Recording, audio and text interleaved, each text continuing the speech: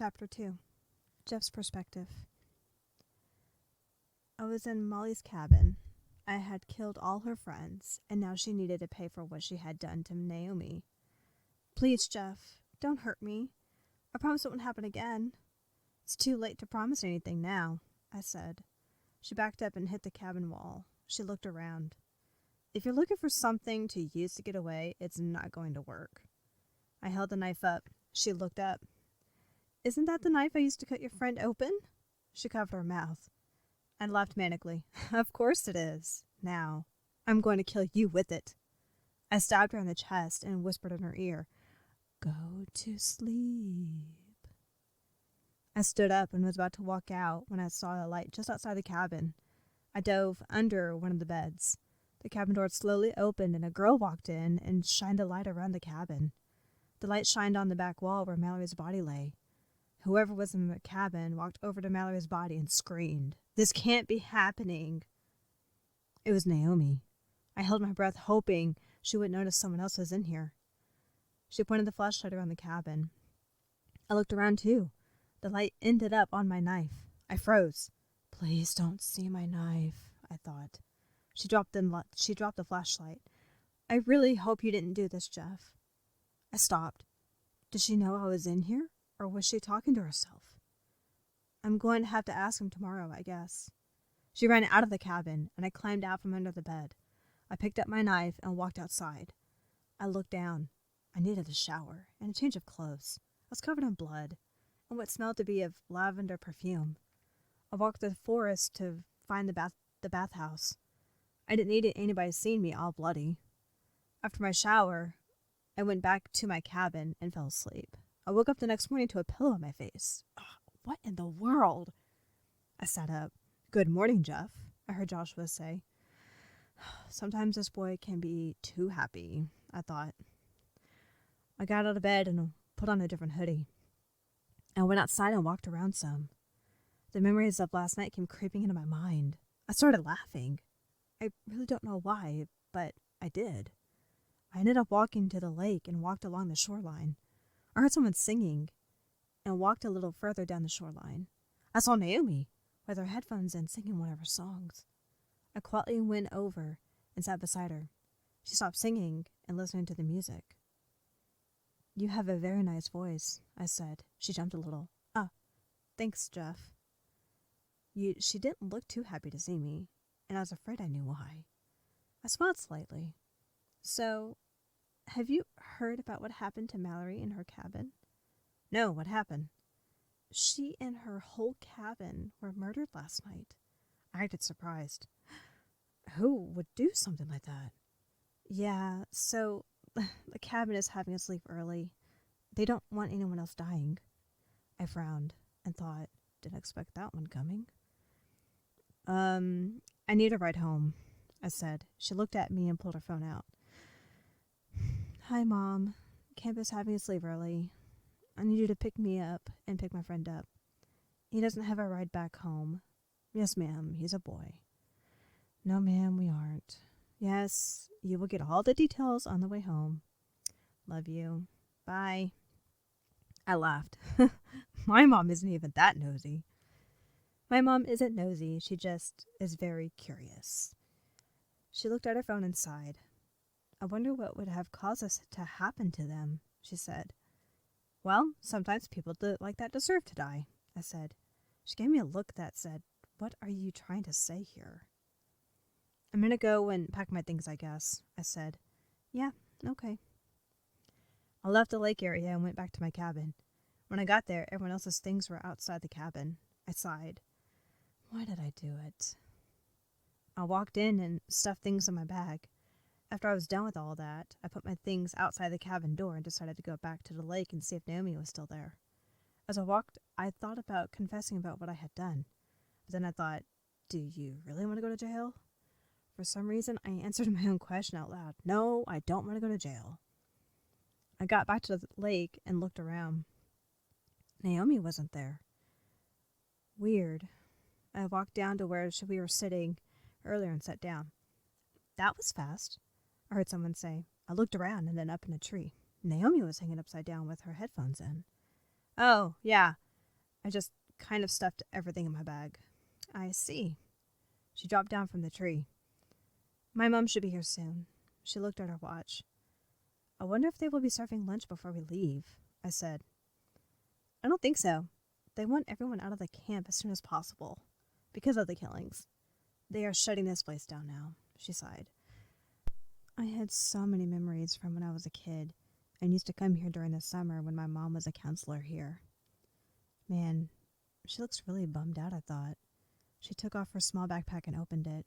Want a marshmallow? She asked me. No thanks, I'm good. Wait, hang on. You carry marshmallows in your bag? No, it was just some camp snacks I brought along with me. Oh, okay. Her phone rang, playing Kingdom Hearts. Hello? Oh, hey. Are you here yet? Okay, we'll be right there. She hung up. Come on. I followed her and grabbed my stuff on the way to the car. She opened the trunk and dropped her stuff in. I put mine on top of hers. I climbed in the back seat with her. Mom, this is Jeff, and Jeff, this is my mom, Naomi said. It's very nice to meet you, Jeff, her mom said. It's very nice to meet you, too. We drove out of the camp and onto the road. From here to back where we live, it's probably a 2 to 3 hour drive. I messed around with the knife in my pocket. I sat there thinking, why in the world would I do such a thing? Hey, you okay? I looked over at Naomi. Her face looked concerned. Huh? Oh, yeah, I'm fine. Why were you asking? It's just that you had a very serious look on your face, and then you looked sad. Oh, I was just thinking of my little brother and his safety, and how he depends on me, and stuff like that. Ah, okay. I get it. Then there was an awkward silence again. I thought, what I did was a self-defense for a friend. Friend is an understatement. Naomi's perspective.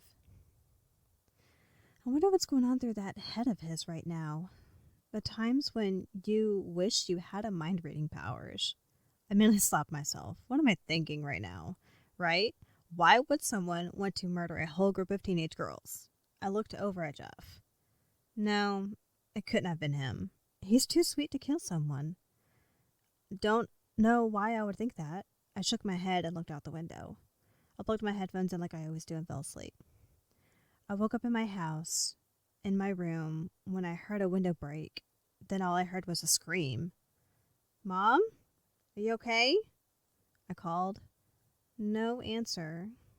I got worried, so I went down to check and see what had happened. I checked the living room, the kitchen, the dining room, and my parents' room. I guess the only room I haven't looked in is the family room.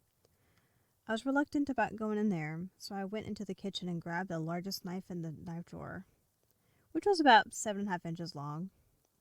I knew I wasn't going to have a good chance going against someone with a gun, but possibly someone with another knife, just maybe? But the thing is, I'm not so quick on my feet. I walked slowly into the room and heard someone singing what sounded like the song Awoken by Wooden Toaster and H8 Seed. I try my best to block out the screams, but they're haunting me in my dreams, is what I heard. I stood in the entranceway in a broken window in the room, and then I saw him standing over my dad. I nearly dropped the knife when he turned around. I stared at the completely white face, black-rimmed eyes, black hair, and blood-stained white hoodie. He started speaking. Hello, Naomi. I hope you don't mind me barging in and killing your family. He laughed. I don't know why, but his voice sounded strangely familiar. I just couldn't place who it was.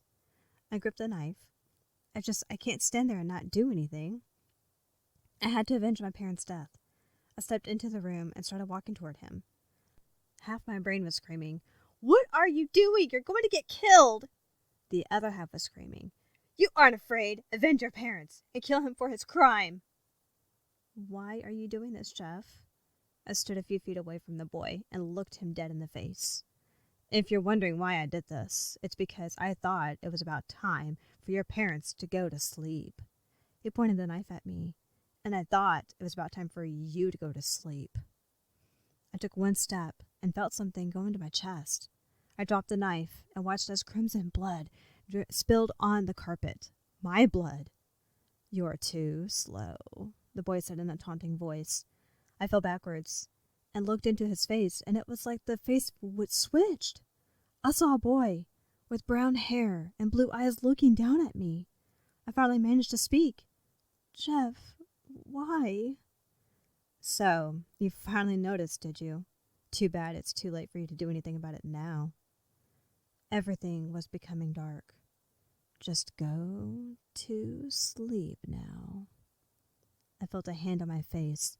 It felt leathery somehow, and then I heard footsteps walking away. I jolted awake and patted my chest and sighed. Oh, good, I'm still alive, I mumbled. You say something, Naomi? My mom asked. No, I was talking to myself, as I usually do, Mom. Oh, all right. What do you and Jeff want for lunch? I want Arby's, if that's okay with you. I looked at Jeff. Oh, yeah, that's fine with me, he said. All right, Arby's it is, Mom said. I sat there. Why in the world was Jeff, or at least I thought it was Jeff, in my dream? Well, nightmare? I banged my head against the car window. Ouch! Jeff laughed. You laugh at people getting hurt too? Oh, yeah. It's funny if I'm not the one getting hurt. He laughed more. I laugh at my mom all the time when she chokes. We both laughed. I looked over and looked at his hoodie and frowned. Hey, what's that? I asked. What's what? That? I pointed to the dark spot on his hoodie. It's really, really red Kool-Aid. I stared into his eyes and saw utter nervousness. I dismissed it. Like I said, he's too sweet to do something so gruesome. Yeah, whatever you say. I looked out the window again. I don't know why I had this gut feeling that he's the one behind all of the silence. Looking at my phone and wondering why I've been having these awful dreams lately. I tossed my trash in the bag. I wonder if this whole killing thing will be on the news, Mom said. It might. Big things like this, like killings and stuff, always end up on the news, I said. What do you think, Jeff? I asked. Yeah, I guess it could end up on the news, he said, while fidgeting with his pocket hoodie. I leaned in close to him and whispered, You're acting really strange. How am I acting strange? He whispered back. It's like you did something completely awful. I don't know. I've just been thinking, what if the killer chose a different cabin than Mallory's and chose yours or something like that? I froze in my seat. I guess I never thought about that, I said. I could have been killed. I'm glad you weren't. I couldn't live without my baby, my mom said. Mom, I'm not a baby anymore. I'm 16 years old, I said. I know, honey. I just like to think of you as still my little girl. I looked over at Jeff, who was trying his best not to laugh. I sighed and put my face in my hands. How much longer till we get home? I asked. Well, according to the GPS, I would say about 30 more minutes till we get to Jeff's house, my mom said. Okay. Hey, do you have any paper and a pencil I could use? Jeff asked me. Sure, I said, and dug around my bag, tearing out a piece of paper from my journal and handing it to him, along with a pen. He took it and started writing stuff on it. I sat there and messed with the string on my jeans. Here, he handed the paper back to me. I looked at him confused. Open it, he said, while not looking at me. I opened it and read it. Now we can stay in touch with each other, he said. Yeah, thanks. I pulled out my phone and put his phone number in. Turn around and smile, I said, and held up my phone in his face. I turned and gave him a big smile, and I took a picture for his contact. I heard my mom snicker a little bit and just rolled my eyes. We drove through the neighborhood. Hey, this place looks really close to our house, I said. That's because we are in a neighborhood away from our house, my mom said. Oh, got it. So, I guess we will see each other again, Jeff said. What school do you go to? I asked him. I go to Winchester Academy. I go there too. Oh, that's cool. We talked for a little bit until my mom pulled into a driveway. Jeff got out of the car and my mom popped the trunk open so he could get his stuff out. I climbed out as well and walked him to the house. Jeff knocked on the front door, and a boy about 3 years younger than me opened the door. He had blonde, shaggy hair and green eyes. "Hey, Lou," Jeff said. "Jeff, why are you home so early?" Lou asked, confused. There was an accident at camp, and they needed everyone back at home as soon as possible.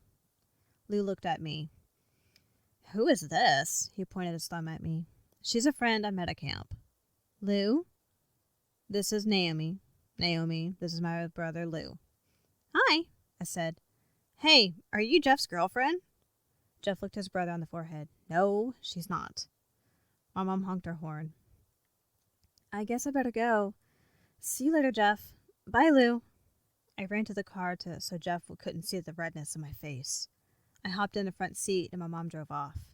"So, anything going on you want to tell me?" My mom looked at me with that "is he your boyfriend" look on her face. "Nope, nothing I have to say." I put my headphones in and listened to the music until we got home. When we got there, I took out my stuff, went upstairs, unpacked, and laid out on my bed till dinner time. "Dinner's ready, honey," my mom called for me from the stairs. I rolled off my bed, headed downstairs, and sat at the table. "What are we having?" I asked as my stomach growled loudly. "We are having spaghetti and meatballs." "Oh, that's great." Fixed my plate, grabbed 2 pieces of garlic bread. "So, how was camp?" my dad asked me. "Oh, it was all right, I guess."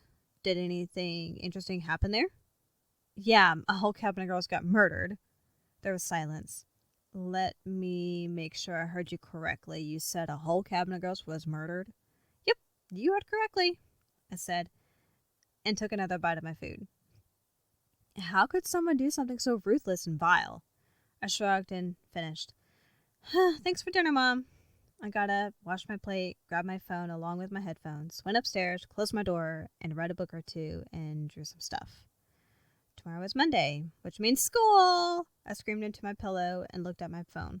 I could text one of my friends, but they were all probably doing homework or something like that. Some of the girls were hanging out with their boyfriends, blah, blah, blah. I sighed and played a game on my phone. I looked through my contacts and selected a random one. I looked at the name.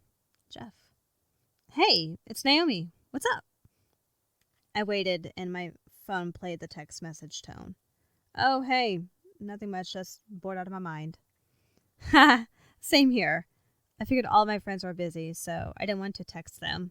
Phone beeps. "Well, I'm a friend, aren't I?" I text back. "Yeah, but you're you." I sent the message, and a couple seconds later, he answered back. "I am. But I'm your friend, correct?" "Yes, you are my friend. I actually get along with you well, unlike some other people, aka Mallory." I sent the message and got an immediate reply.